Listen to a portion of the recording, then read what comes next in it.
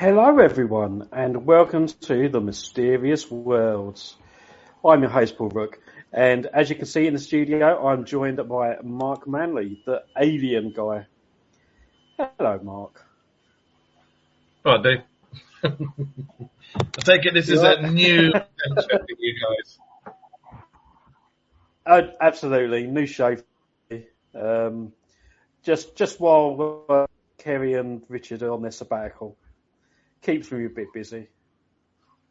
That's a point. I must message Kerry now to see how they're all doing. Keep forgetting to do that. Yeah. Every time I see her, she's like, "Why hasn't Mark rang me?" And I said, "I don't know."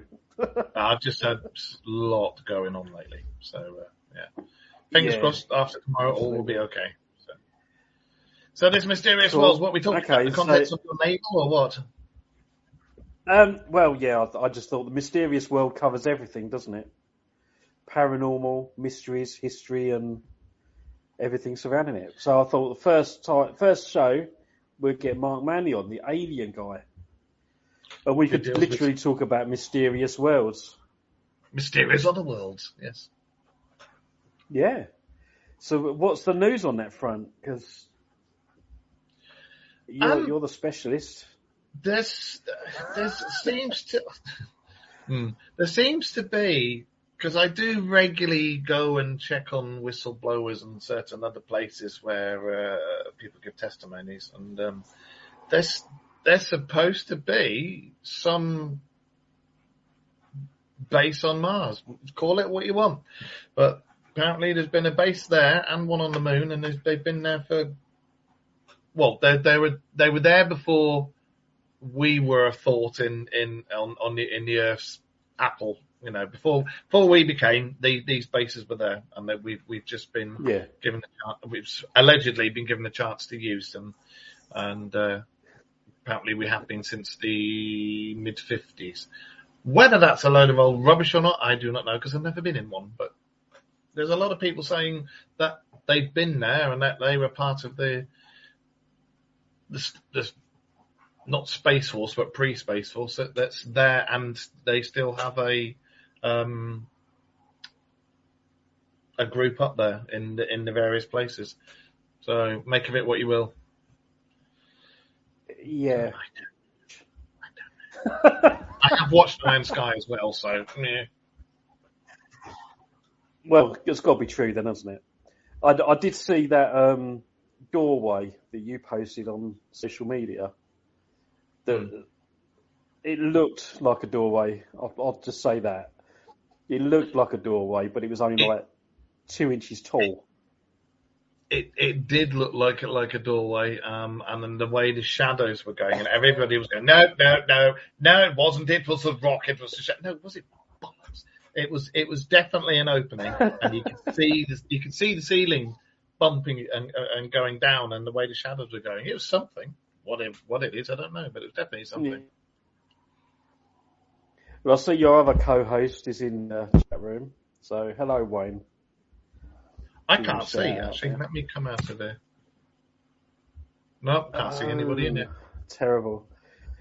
Okay, well, if there is anyone in there, especially Wayne, if you want to put a really difficult question to Mark, go for it. See him squirm a bit. You sure it's a good idea getting me on the show? You sure? Yeah, absolutely. First one would be good. Yeah. So for the people that don't know who you are, who are you? I'm Mark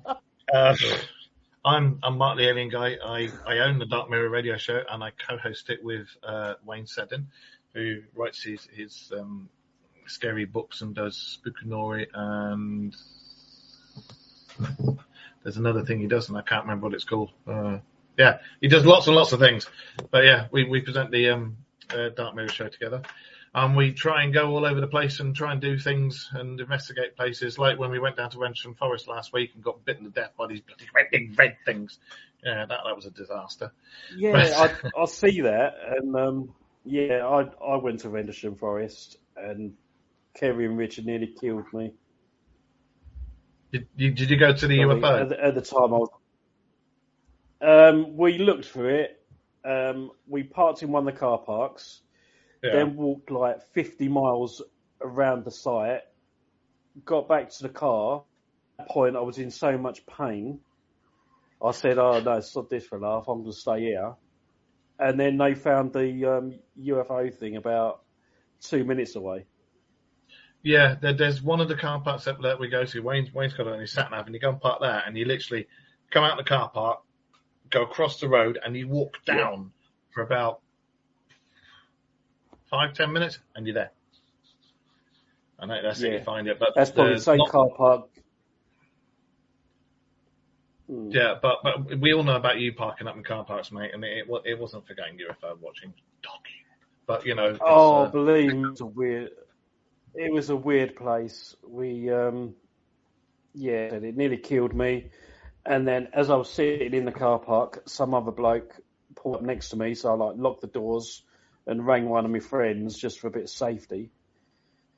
And it turns out he was an ex-employee of the military installation there, telling us about these weird, strange creatures that have been reported there. He described it as like a monkey-like creature that would play around the vehicles and things. But really? it was quite simple. And then when we left, he just sort of disappeared. Can't find him. Men in Black have got him. Did the Men in Black come and get him? And you sure that the weird monkey creature wasn't me without my t-shirt on? It could have been. It really could have been. As I said, I didn't see it personally, but I claimed it was there. TBP, that's the other thing. Andy. Okay, but you was literally bitten by creatures, was you? We were down there. I mean, we were filming. Because we couldn't do live because the signal went. So right, we'll film it. So we were filming it, and it was quite a good one. And Wayne was reading out what was on the signs, and I was zooming in on the signs, and we were firing questions at each other. And Rachel was there, and his son Nathan was there, and then all of a sudden these red things with glass-like wings, see-through wings, and they were about an inch and a half long. Never seen them before. Just came down and started biting the living daylights out of everybody. And it's it just got to the point, no, see ya! So, come on. So we went back to the car. And it was just nope. So giant mosquitoes then? Giant mosquitoes from Mars. Yeah, we'll go with that, shall we? Never ever seen them before. Don't see some forest thing, but they were biting and I got bitten, Rachel did, Wayne did, So it's nah, sorry, it's not worth it. So I want to go back there again, but I think I'll wait till it's got a nice frost on the ground, and the insects have been killed off. So yeah. Yeah, absolutely. Best time to go. And this time we didn't have the MOD coming up to the fence going at us. Yeah. Plus, we've got quite a few people in the chat room. We've got a few people in the chat room. So there's Kerry Greenaway. You're a Facebook user. I don't know how that works, but okay. Hello from Canada. Hi, Kerry. I will get hold of you. I've just had so much going on, a lot going on, chemo, God knows what else. I will get hold of you, so don't panic. Hey, Wayne. Bitten by the weird red bugs. And then some. If anyone has got any questions, really difficult questions, send them in to Mark. Texas Wraith Hunters. Where's? Can you really cross over into another dimension? Oh, okay. I don't see why not. Unless the laws of physics in another dimension are totally different to ours, in which case we'd go, I wouldn't come back. Yeah. But if they're the same laws of physics, I don't see why you can't cross over and come back again.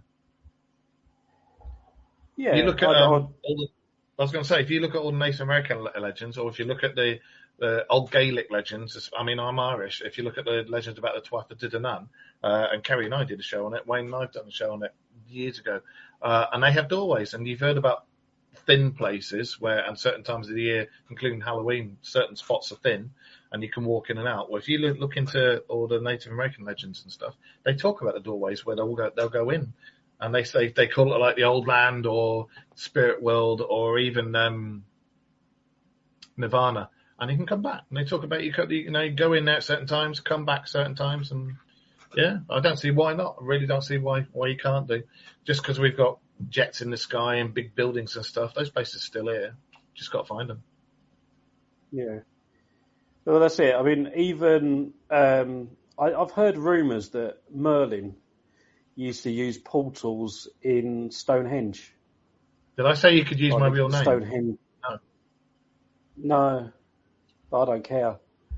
It's my show, so do what I like. There's a lot to be said for Merlin. Do you believe that those people really disappeared at Stonehenge? No. No. You're talking to me, biggest skeptic of them all. I used to live down the road from Stonehenge, and I used to go past it all the time, and I've been up there loads and loads of times. There is a strange energy there, and I will say if you shape a coat hanger into an ankh and go near the stones, you'll find out that there is energy there. But yeah, I reckon just a bunch of hippies got hold of him and they went and got stoned, and they just had no idea where the hell he was, So. Nah. Well, that's it. I mean, he might have walked up to the stone archway and then just ducked behind one of the arches, and they go, "Oh, look, he's gone."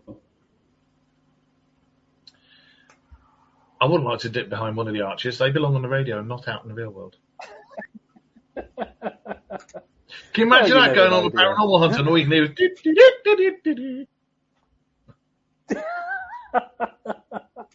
I haven't had my medication tonight either, so look out. You don't know what's going to come out of my gob next. Oh dear. Oh dear. So, yes. So anybody want to... if anybody watches our show... Anybody who watches our show, the Dark Mirror radio show, you're probably wondering what the hell I'm on most of the time, or what Wayne's on. Normally chairs, or you've probably had questions you've always wanted a virus but never dared ask. So go ahead, do it. Apart from Kerry, she's not allowed to. Absolutely, yeah. No, even Kerry, I bet she's got some. Yeah, go on then, Kerry. I'll let you do. Go for it. Yeah, if you want to ask anything, go ahead. We'll have to get you on the show one night. So I saw as well that you was doing a UFO event. Yes, we were going to do. We were going to do a UFO watch, because there's a place over here in Scarborough which is like really, really high up. There's no light pollution, and it looks out over the bay and right across the valley and everything, and you can see for miles. And it's also a place where there's been reported UFOs seen regular basis. I think it started in 1974, the sightings there, but they're seen all the time. And the night I was going to do it, cloud, just complete cloud cover everywhere, and it was like, typical, isn't it? So yeah, I looked out of the window because I was down in Scarborough, because that's where my other half lives, and I was like. And then it cleared up, and I was like, "Ooh, this looks good." And then it went, "Nope," and that was it. So it was just out of the question. Yeah. So I am going to do it. But it's got to be a case of when I'm down there, I've got to look out. Right, and then I'll put it up on Facebook. Go, right, it's clear. Get up there, and then we can all go up there and do a UFO meet, because I keep my binoculars in the car, my telescope's there. Did you get many takers? Did you get many takers for it? It was good. Yeah, there was quite a few coming, and I had to put a thing up there saying, it's really cloudy, watch your space, it looks like it might be off. And it's like, yeah, quite a few people are going to come up. And it was a complete pisser. It wasn't very good. Yeah. So, yeah, we will be doing them, because it's a really good place to do a UFO watch for. As I say, you can see for miles. And it is really high up. Yeah, there's quite a few. There is quite a few places over in the UK that you can go. I know Margate as well, like Herne Bay, that area. You can go and see UFOs there. Yeah.